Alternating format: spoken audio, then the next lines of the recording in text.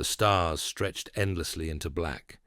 Senator Padme Amidala's star cruiser slipped out of hyperspace with a whispering thrum, the lines of light collapsing into a field of jagged rock and broken planets.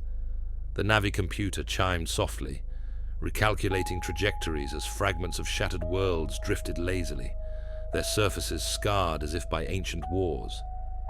Padme leaned forward in her seat, her hand resting on the smooth surface of the console. She had seen much of the galaxy in her years as Queen and Senator, but the unknown regions always carried a weight unlike anything else, a sense of silence so profound it pressed against her chest. And yet, her intelligence was clear. The Separatists were hiding something out here. A factory? A weapons depot? If they had reached this far beyond the Republic's maps, it meant the war was spreading into places few dared to travel. The thought of it chilled her. Her astromech beeped nervously from its socket. I know, R7. This isn't exactly Republic space lanes. Keep the sensors wide. We don't know what we're flying into. The ship drifted past a massive asteroid, its surface peppered with glowing veins of strange minerals. Beyond it, the sensors pinged. Something was there. A massive shadow glided into view. Padme's eyes widened. A Separatist dreadnought, its dagger-shaped hull bristling with turbolaser cannons, emerged from behind the asteroid. It was waiting, lurking like a predator. And now, it had her in its sights. Alarm screamed. No, they knew.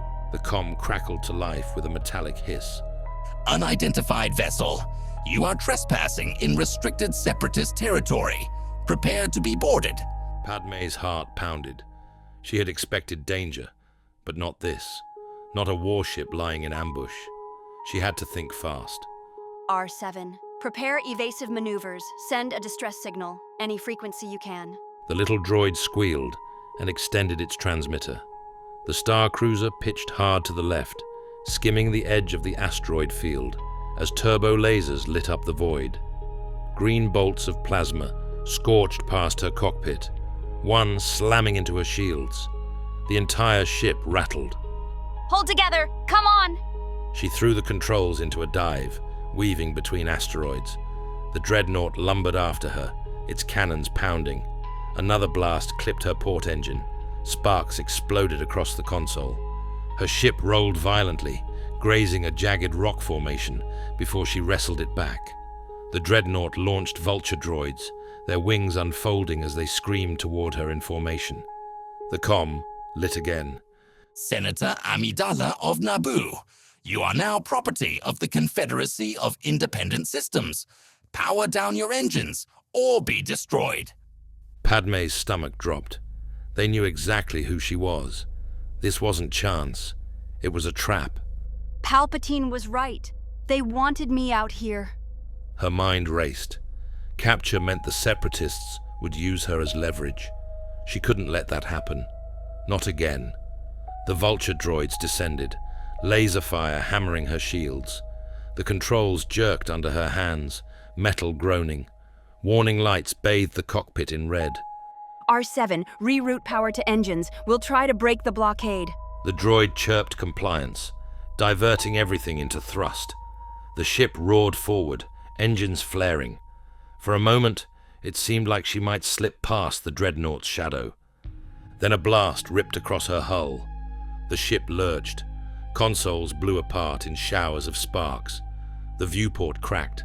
Padme's body slammed against her harness as the star cruiser spun out of control, spiraling toward the planet below. Not like this. The last thing she saw before darkness claimed her was the green glow of Separatist fighters circling like vultures over prey. When she woke, the world was fire. Her ship had crashed hard into the rocky surface of the planet. Smoke filled the cabin, acrid and burning. She coughed, forcing the hatch open.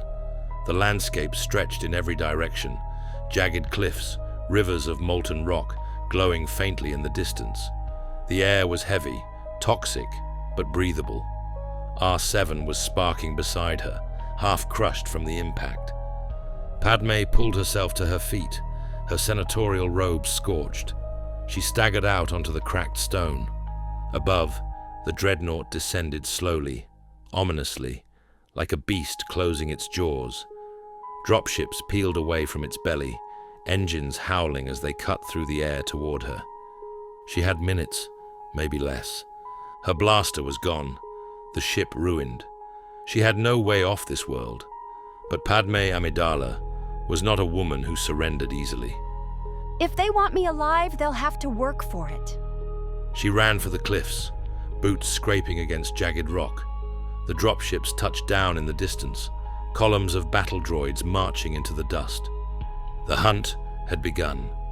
Meanwhile, far above the unknown regions, a single starfighter hurtled through hyperspace.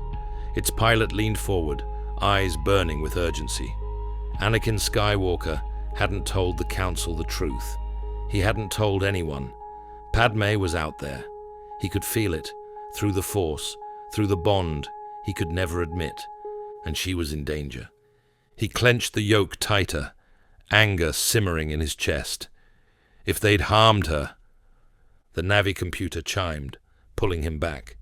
He was almost there, almost at the edge of the unknown, and he would tear apart the galaxy to find her. The first dropship burned into the sky like a falling sun. Its wings flared, pistons yawning as landing struts met the broken crust of the planet with a hiss of scorched dust. Rows of B-1 battle droids marched down the ramp, rifles bobbing, feet clanking in the same tinny rhythm the war had made too familiar. Behind them strode a handful of BX commando droids, sleek and black-eyed, their movements unsettlingly smooth. Padme spotted them from a jag of basalt overlooking a gully of ash. Her throat itched from the air, thin, mineral-heavy, metallic, with the taste of old storms. A faint tremor rolled through the ground every few seconds, as if the planet breathed through its faults. R7, she whispered into the scorched comlink, clipped at her collarbone, out of habit more than hope. Static answered, then a dying chirp. The astromech's outer casing had buckled in the crash. Even if its processors were intact, it would take tools. She didn't have to coax it back to life. Another dropship descended. This one carried spidery OG-9 homing spider droids. Their red sensor lenses roved as they walked, legs tapping the rock with slow patience. A third ship banked over the ridgeline, its silhouette wrong, bulkier, armored. Her breath stilled. Tank droids. They'd brought armor to fetch a senator. She slid down the far side of the basalt spine, knees and palms scraping. The slope ended in a pocket of shade, tucked beneath an overhang. A knot of black igneous columns fused together like organ pipes.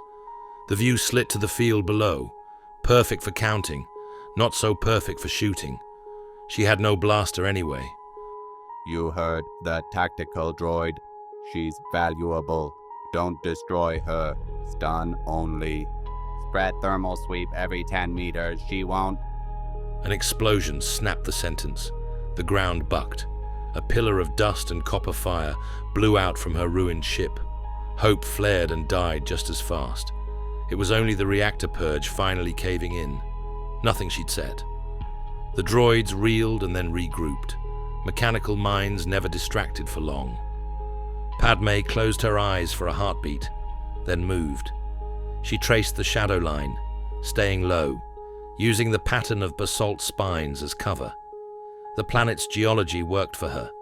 The crags were knife-edged, the ravines twisted and narrow, and the ash fields swallowed footprints in minutes as the ever-present tremor shook dust into them. Another BX crested her ridge. She flattened behind the stone. The commando droid paused, sensor sweeping, head cocked as if listening.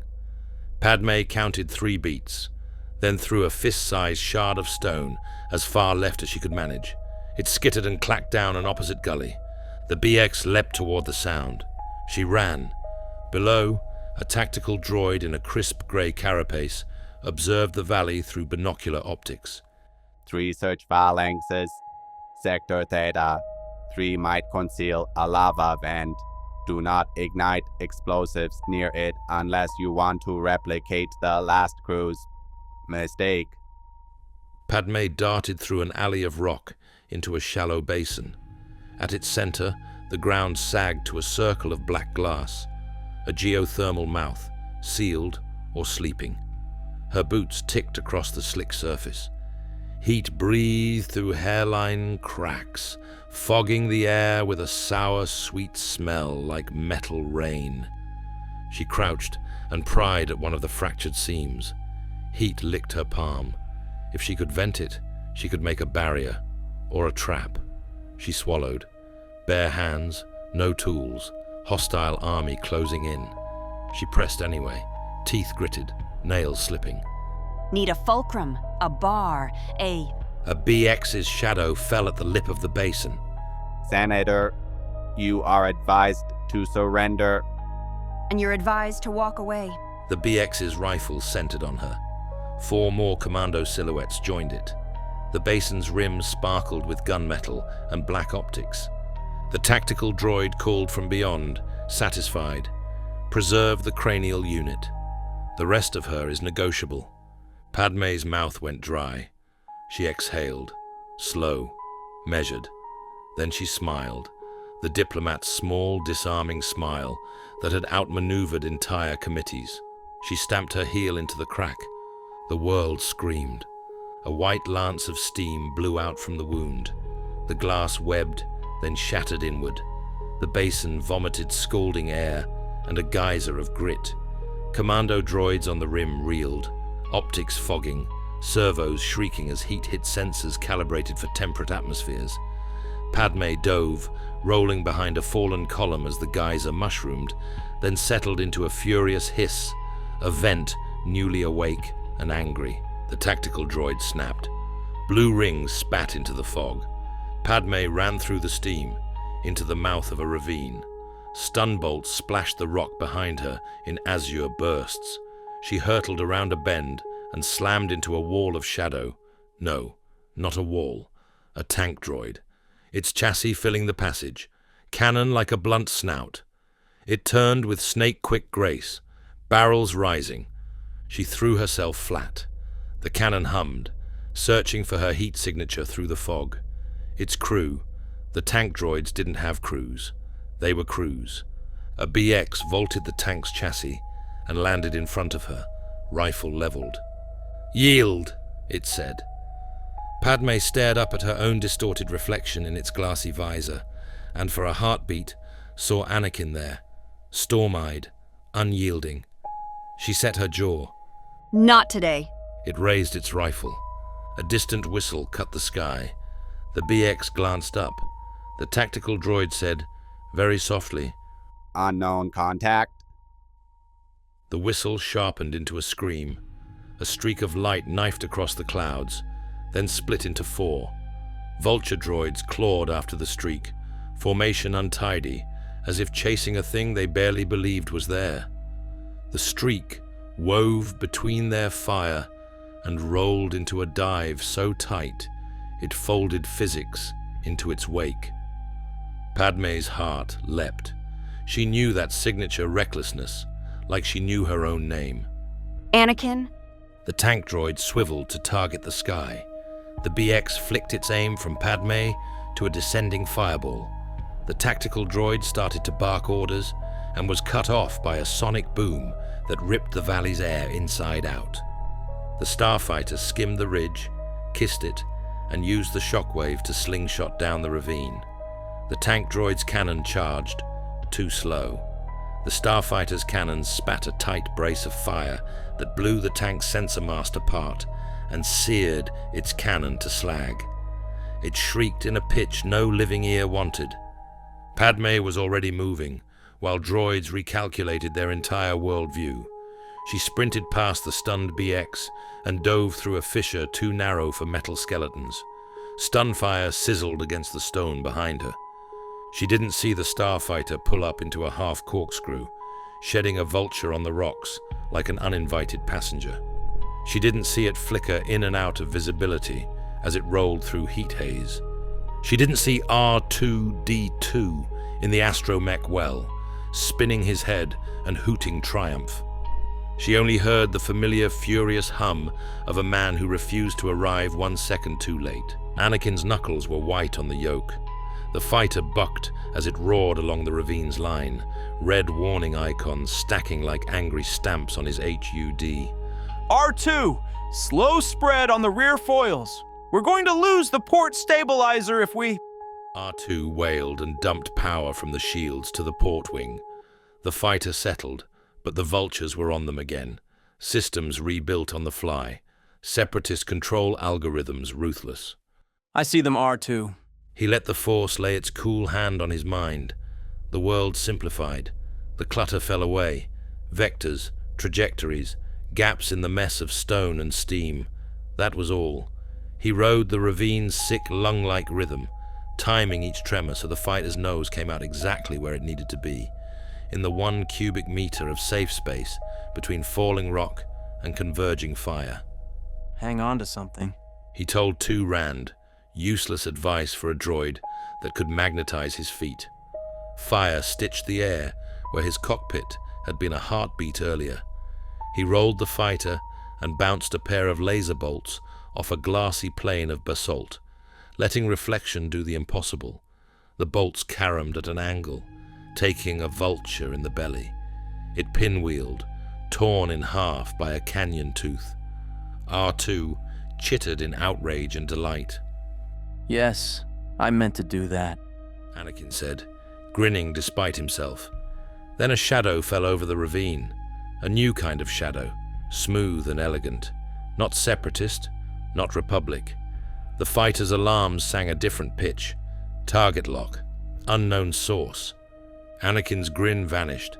That's not... R2, talk to me. R2's feed shoved new data into the corner of the HUD. A cold silhouette, crescent-winged but not Geonosian, a hull shape like a blade drawn by someone who thought in symmetry and consequence. A calm voice came over a wide band channel. It was precise, cultured, with a steadiness that belonged on a chessboard, not a battlefield. Unidentified Republic craft. You are operating in a restricted volume under the protection of the Chiss Ascendancy. Cut your engines, comply, and you will survive. R2 warbled a rising inflection that meant he had no idea either. Vulture fire stitched his shields. The new silhouette turned its nose slightly, and a pale lance of exotic energy reached out, not at him, but at the vultures. The beam cut 3 fighters from the sky with almost negligent accuracy. Their wings sheared, bodies corkscrewing into the ravine wall. The voice returned, unruffled. That is the first and last courtesy shot you will receive. Power down, and stand by to be boarded. Anakin's jaw set. Somewhere below him, maybe minutes away, Padme ran for her life. He wasn't powering down for anyone. Not today. The unknown craft moved. It didn't lunge, or chase, or roar. It simply was where it needed to be, like a calculation completed long ago. Anakin banked. It appeared at the apex of his turn. He dove. It was already at his escape vector, as if it had written the ravine's math in its bones and considered him a variable to be solved. Impressive for a Jedi. He killed thrust for a heartbeat, let the fighter drop, then reignited, using the planet's tremor to slingshot upside down. The unknown ship had to choose, overshoot or risk a collision. It chose a third option. It rolled under him with centimeters to spare and gently kissed his engine wash with a pulse of blue-white light. The fighter's systems coughed. The HUD spat glyphs and then went black. The engines whined down to a sick silence. Anakin's voice hit the canopy and rebounded. The astromech howled back and stabbed power, but whatever the Chiss had hit them with had the flavor of ion without the sloppy splash. Surgical, disabling, designed to take ships without killing pilots. The unknown voice again, now with a thread of steel. This volume is under Ascendancy protection. You will comply. Anakin's hands hovered. The valley rushed up. Without engines, he was a stone with delusions. He closed his eyes. The Force rose to meet him, familiar, fierce.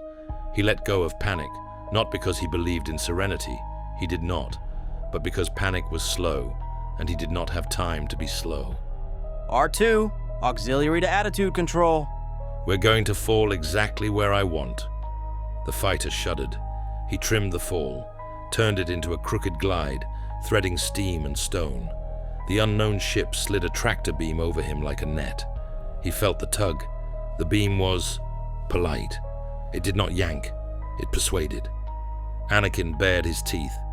Not yours.